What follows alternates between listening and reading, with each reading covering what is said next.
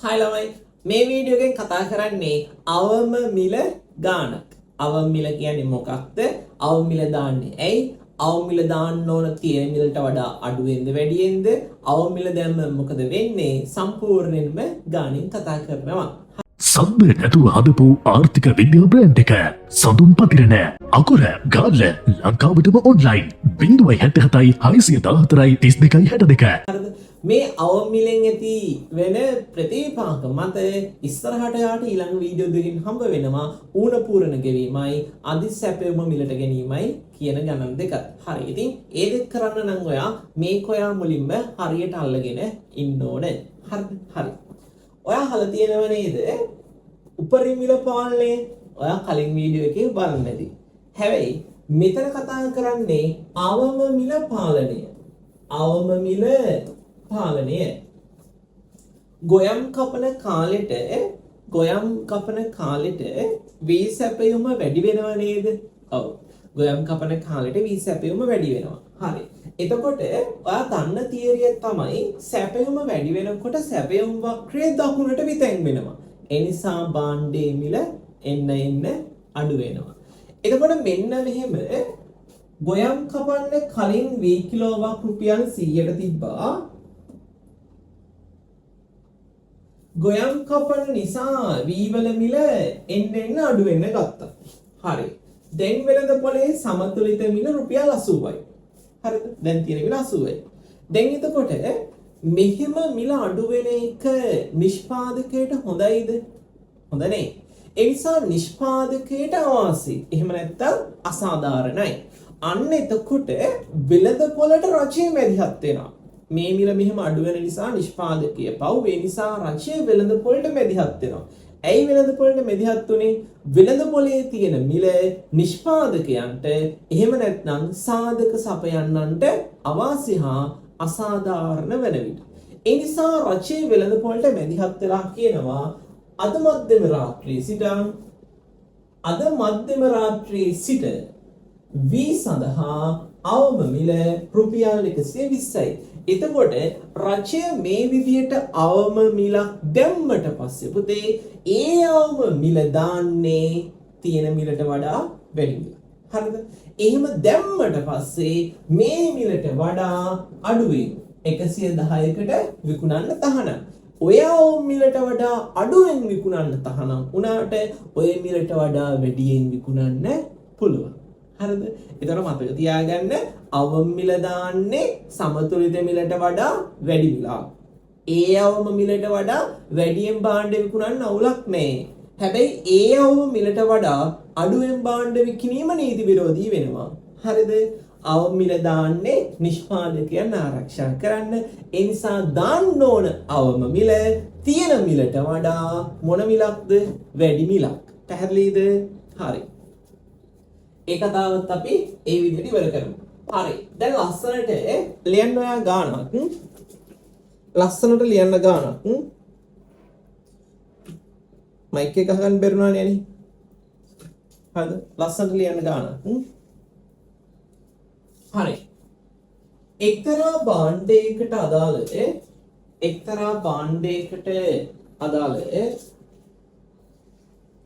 එක්තරා භාණ්ඩයකට අදාළ ඉල්ලුම් හා සැපයුම් ලේඛන පහත දැක්වේ. එක්තරා භාණ්ඩයකට අදාළ ඉල්ලුම් හා සැපයුම් ලේඛන පහත දැක්වේ. එක්තරා භාණ්ඩයකට අදාළ ඉල්ලුම් හා සැපයුම් ලේඛන පහත දැක්වේ.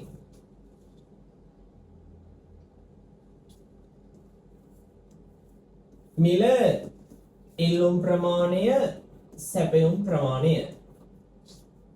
හරි. මිල ඉල්ලුම් ප්‍රමාණය සැපයුම් ප්‍රමාණය.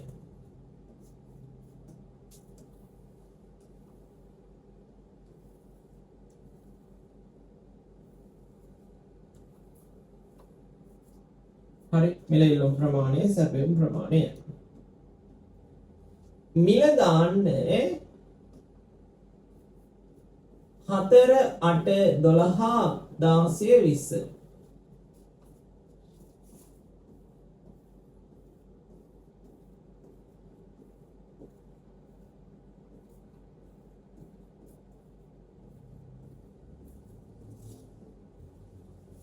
හරි. ඉල්ලුම් ප්‍රමාණය 180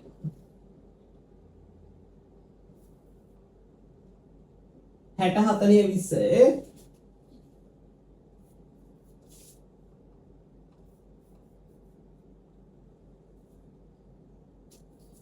සැපයුම් ප්‍රමාණය 20 40 60 80 100. හරි 20 40 60 80 100. හරිද? හරි 20 40 60 80 100. හරි. පළවෙනි ප්‍රශ්නය ඉල්ලුම් හා සැපයුම් වක්‍රයද සමතුලිත මිල හා ප්‍රමාණය දක්වන්නේ. ඉල්ලුම් හා සැපයුම් වක්‍රයද සමතුලිත මිල හා ප්‍රමාණය දක්වන්නේ.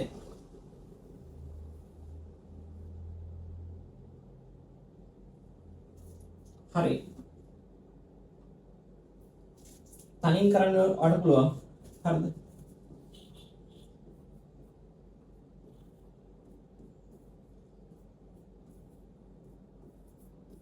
මිල 4 8 12 16 20 24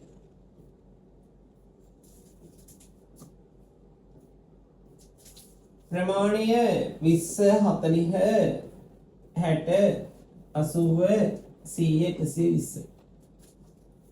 හරිද? 20 40 60 80 120. හරිද? මේ වක්‍ර අඳින විදිහ ඉතින් මම ඔයාලට කලින් වීඩියෝ ඔක්කොම කියලා දුන්නා. ඉතින් ආයි කිසිම දෙයක් නැහැ. මම ටග් ගාලා වක්‍ර අඳිනවා. හරිද?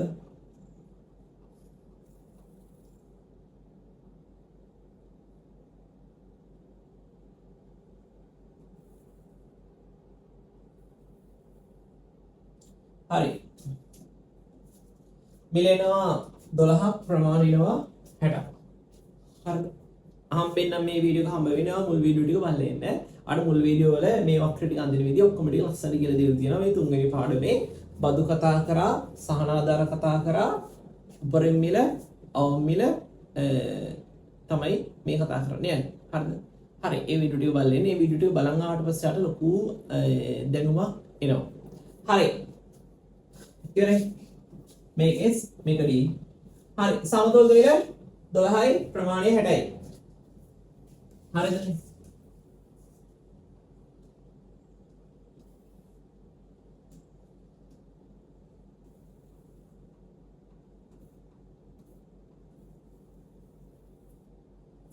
හරි. ඊළඟ ප්‍රශ්නය එනකොටේ සමතුලිතයේදී පාරිභෝගික අතිරික්තය. සමතුලිතයේදී පාරිභෝගික අතිරික්තය. සමතුලිතයේදී පාරිභෝගික අතිරික්තය. සමතුලිතයේදී පාරිභෝගික අතිරික්තය. හරි. සමතුලිතයේදී පාරිභෝගික අතිරික්තය.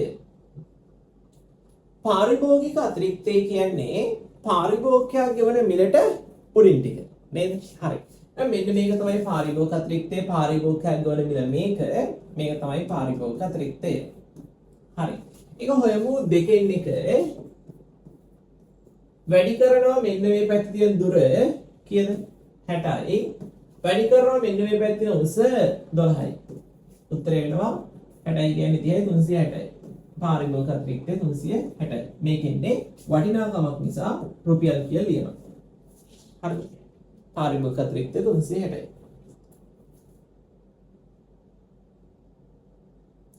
හරි. ආයි ස්ටොප් කරන්න ඊළඟ වීඩියෝ ස්ටොප් කරන්න මම යනවා. හරි. ඊළඟට අහන ප්‍රශ්නේ තමයි පුතේ සමතුලිතයේදී නිෂ්පාදන අතිරික්තය.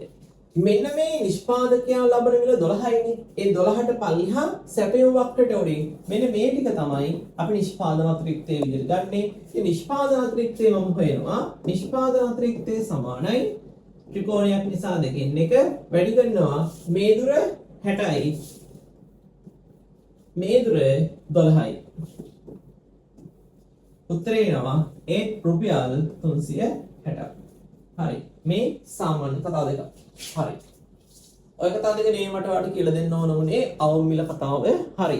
ඔය කතා දෙක ඔයාලට ඔළුවේ තියෙනම් අපි යන් අවම මිල කතාවට. හරි.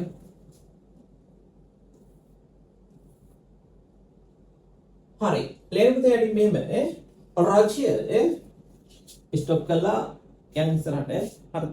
හරි. ඔය කරන් එන්න මම එනවා. රාජ්‍ය මෙම භාණ්ඩයට රජයේ මෙම භාණ්ඩයට රුපියල් 16ක අවම මිලක් රජය මෙම භාණ්ඩයට රුපියල් 16ක අවම මිලක් තීරණය කරයි නම් අවම මිලක් තීරණය කරයි නම් හරි පළවෙනි ප්‍රශ්නය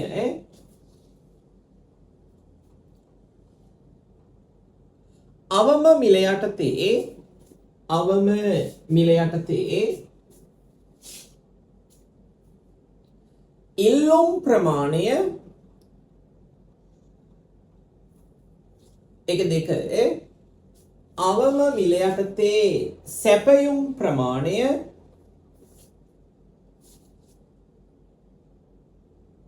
එක තුන අවම මිල නිසා බිහිවන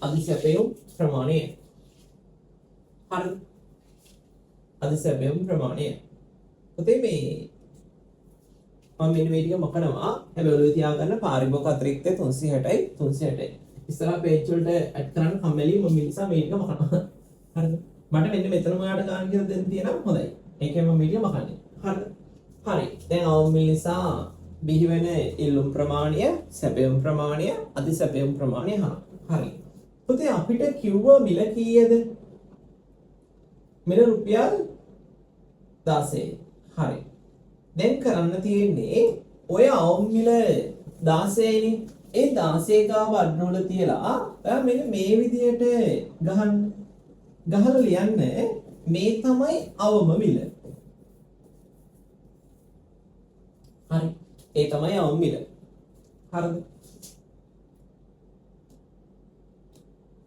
ඊට පස්සේ ඔයාගේ ඉල්ලුම් ප්‍රමාණයයි සැපයුම් ප්‍රමාණයයි අධිසැපයුම් ප්‍රමාණයයි අහනවනේ හරි ඔයා මේ 16 දිගේ එන්න 16 දිගේ ආවොත් මෙන්න මෙතෙන්දි හම්බ වෙනවා ඉල්ලුම් වක්‍රය අන්න එතනින් ඔයා පල්ලෙහාට එන්න ඉල්ලුම් ප්‍රමාණය කීයක් එනවද 40යි ඒ රුපියල් 16 යටතේ ඉල්ලුම් ප්‍රමාණය කීයද 40යි ඉල්ලුම් ප්‍රමාණය අපෙන් ඇහුවා ඊට පස්සේ අහනවා සැපයුම් ප්‍රමාණය අවම මිල 16 යටතේ 16 දිගේ එන්න මෙහෙම එනවා මෙන්න මෙතෙන්දි 16 මෙහෙම එනකොට යාට 16 දිගේ මෙන්න මෙතෙන්දි සැපයුම් වක්‍රය හම්බ වෙනවා එතනින් පල්ලෙහාට එන්න ආවට පස්සේ යාට සැපයුම් ප්‍රමාණය 80ක් බවට පත් වෙනවා පැහැදිලිද එතකොට අවම මිල යටතේ සැපයුම් ප්‍රමාණය 80යි ඉල්ලුම් ප්‍රමාණය 40යි පොතේ අධිසැපයුමක් බිහි වෙනවා අධිසැපයුම ඇවිල්ලා මෙන්න මේ දෙක අතර බිහි වෙන්නේ මේ තමයි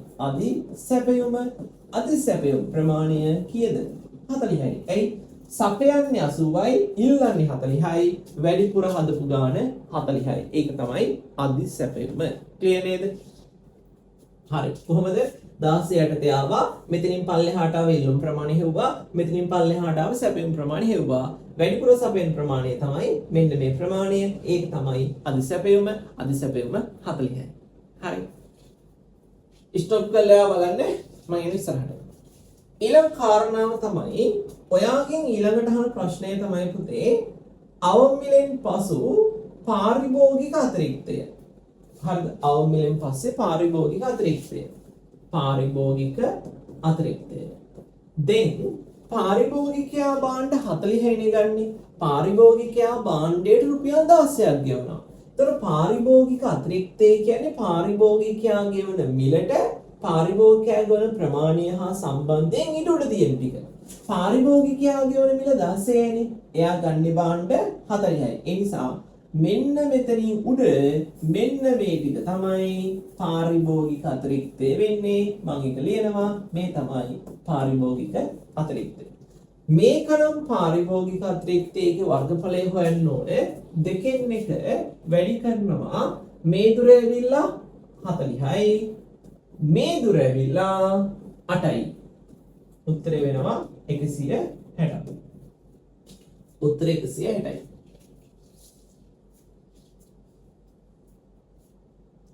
ඔයාගෙන් ඊට පස්සේ අහන්න පුළුවන් ඊළඟ ප්‍රශ්නය තමයි අවම මිල නිසා පාරිභෝගික අතිරික්තයේ සිදු වෙනස.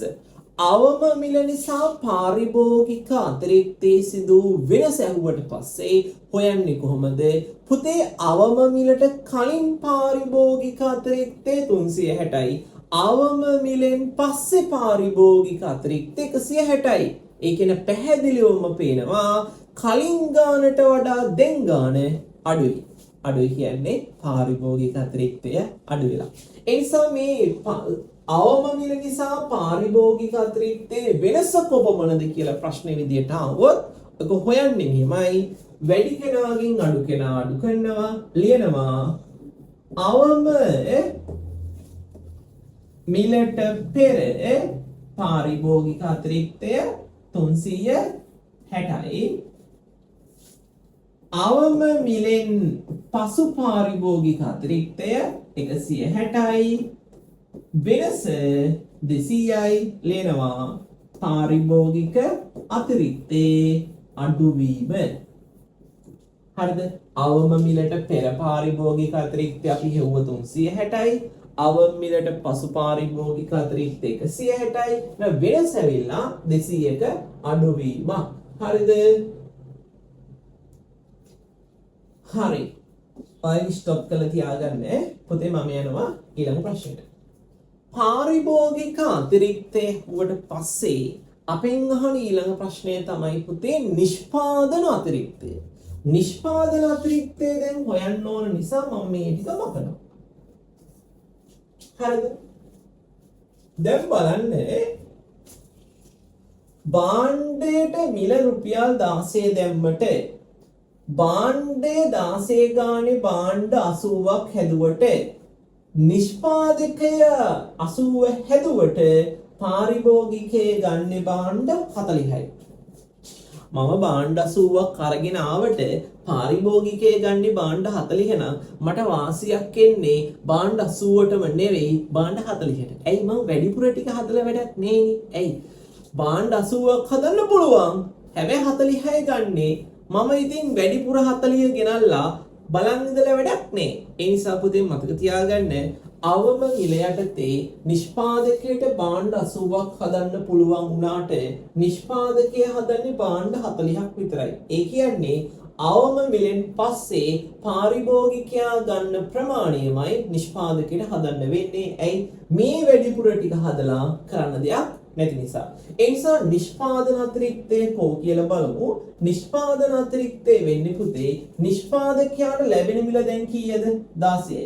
ඒ 16 හැදෙන්නේ භාණ්ඩ 40ට අදාළ විතරයි. මේ 80ට අදාළව නැහැ. කියන්නේ මෙන්න මේ සම්පූර්ණයෙන් මේ ගානින් පල්ලෙහා නෙවෙයි නිෂ්පාදන අතිරික්තය වෙන්නේ. මෙන්න මෙතන තියෙන කැලෙන් පල්ලෙහාට. ඒ කියන්නේ 16ට පල්ලෙහා මෙන්න මේ 40ත් එක්ක තියෙන මෙන්න මේ ටික තමයි නිෂ්පාදන අතිරික්තය බවට පත් වෙන්නේ. ඇයි? මේ වැඩිපුර ටික හදලා වැඩක් නෑ. ඔන්න ඔය අවමෙන් පස්සේ බිහිවන අධිසැපයුම කලමනාකරණය කරන්න භාවිතා කරන ප්‍රතිපත්ති තමයි පුතේ ඔයා අහලා තියෙන්නේ සහතික මිල ප්‍රතිපත්ති කියලා. අර අධිසැපයුම මිලට ගැනීමයි ඌණ පූරණ ගෙවීමයි. ඒ නිසා ඒ කතා ටික අල්ලගන්න මේ කතා ටික අහගෙන ඉන්න ඕන. හරිද? හරි. එහෙනම් මෙන්න මේ කෑල්ල තමයි පාරිභෝගික අතිරික්තය නෙවෙයි කවුද? නිෂ්පාදන අතිරික්තය. ඉතින් නිෂ්පාදන අතිරික්තය පුතේ බිහි වෙන ට්‍රපීසියමක් නේ. හරි. අපි දැන් හදලා බලමු. නිෂ්පාදන අතිරික්තය සමානයි ට්‍රපීසියමක වර්ගඵලය හොයන විදිහ මම කියලා දුන්නා. උපරිම මිල ගානේ. හරිද? මේ දුර 16යි. මේ දුර 16යි. එතන තියෙන 8යිනේ. 8යි. බෙදනවා දෙකෙන් වැඩි කරනවා මෙන්න මේ දොරෙන්. කියලා 40න්. උත්තරේ වෙනවා 24 බෙදීම 2 වැඩි කිරීම 40. 24 දෙකෙන් බෙද 12යි 12 40ක් 480. ඒ නිසා නිෂ්පාදන අතිරික්තය වෙනවා 480. හරි. නිෂ්පාදන අතිරික්තය 480 මෙන්න මේ ට්‍රපීසියමේ වර්ගඵලය. ස්ටොප් කරන්න. ඊළඟ ප්‍රශ්නය වගේ අහන්න පුළුවන් පුතේ අවම මිල නිසා නිෂ්පාදන අතිරික්තයේ සිදු වෙනස. දැන් ඔයාට මම මේක හදන්නේ ඔයාගේ ඔළුවට එන්න ඕනේ නිෂ්පාදන අතිරික්තයේ වෙනස නම් කලින් නිෂ්පාදන අතිරික්තයයි දැන් නිෂ්පාදන අතිරික්තයයි දෙකම අපි දැනගෙන ඉන්න ඕනේ. අපි දැන් දෙකම දන්නවා කලින් නිෂ්පාදන අතිරික්තය 360යි දැන් නිෂ්පාදන අතිරික්තය 480යි. එහෙම නේද? එහෙනම් වගන්ති ලියන්න ඕනේ වැඩි කෙනාගේ නම් අඩු කෙනාට දැන් ඔයා ලියන්න ඕනේ අවම මිලෙන් පසු නිෂ්පාදන අතිරික්තය 480යි අවම මිලට පෙර නිෂ්පාදන අතිරික්තය 360යි 120ක් තියෙනවා ඒක තමයි නිෂ්පාදන අතිරික්තයේ වැඩිවීම. හරිද? හරි ඒක ඔයා තනියෙන් කරන්න. හරි. ඒක තනියෙන් කරලා ස්ටොප් කරලා තියාගන්න. ඊට පස්සේ මෙන්න තව තියරියක් තියෙනවා. මෙන්න මෙතන. අහන් ඉන්න. හරිද? මෙන්න මේ මෙතන. හරිද? හරි. පුතේ මේ බලන්න. කලින් මේ ටික පාරිභෝගිකයගේ මේ ටික නිෂ්පාදකයගේ. හරිද? හැබැයි දැන් මේ ටික පාරිභෝගිකයගේ මේ ටික පාරිභෝගිකයගෙන් මේ ටික පාරිභෝගිකයගෙන් මොකද උනේ අඩු වුණා නේද? හැබැයි ඒ ටික අඩු වුණාට මේ ටික නිෂ්පාදකයේ ගත්තා. කලින් නිෂ්පාදන අතිරික්තේ මේක නිෂ්පාදකය මේ කෑල්ලල්ලන් යන්න යනකොට මේ කෑල්ල නැති වුණා. මේ ටික සම්පූර්ණයෙන්ම පාරිභෝගිකයෙන් නැති වුණා. හැබැයි මේ කෑල්ල නිෂ්පාදකයේ ගත්තනේ. හැබැයි මේ කෑල්ල කාටවත් දැන් අයිති නෑ. ඒ නිසා මෙන්න මේ ටික තමයි පුතේ අහිමි වූ සමාජ සුබ සාධනය. මේ තමයි අහිමි වූ සමාජ සුබ සාධනය. ඒ තමයි අහිමි වූ සමාජ සුබ සාධනය. හරිද? ඒක හොයන්නේ කොහමද? දෙකෙන් එක මේ දුර 20යි මේ දුර කීයද 8යි. උත්තරේ වෙනවා 20 වට 160යි දෙකෙන් බෙදුවම 80යි. ඔන්න ඔය විදිහට තමයි අහිමි සුබ සාධනය එන්නේ. ඉතින් මේ ගාන වලට පුළුවන් නම් ඉස්සරහට තියෙන පුතේ උණ පූර්ණ ගෙවීම සහ අධ සැපයුම් මිලට ගැනීම එතෙන්දි කරන්නේ මෙන්න මේ වැඩිපුර තියෙන සැපයුම කළමනාකරණය කරන්න රචය වෙළඳපොළට මැදිහත් වෙනවා. ඉතින් ඔය ගැන තමයි ඊළඟ වීඩියෝ එකකින් කතා කරන්නේ. හරි ඒ දෙකම එකට උගන්වනවා. ඒ නිසා ඊළඟ වීඩියෝ එක අනිවාර්යෙන් බලන්න. මේ ටික ඔයා බැලුවොත් තුන්වෙනි පාඩම සම්පූර්ණයෙන්ම ඔයාලට පුළුවන්. සබ්බ නැතුව හදපු ආර්ථික විද්‍යා බ්‍රෑන්ඩ් එක සඳුන් පතිරණ අකුර ගාල්ල ලංකාවටම ඔන්ලයින් 077 614 32 62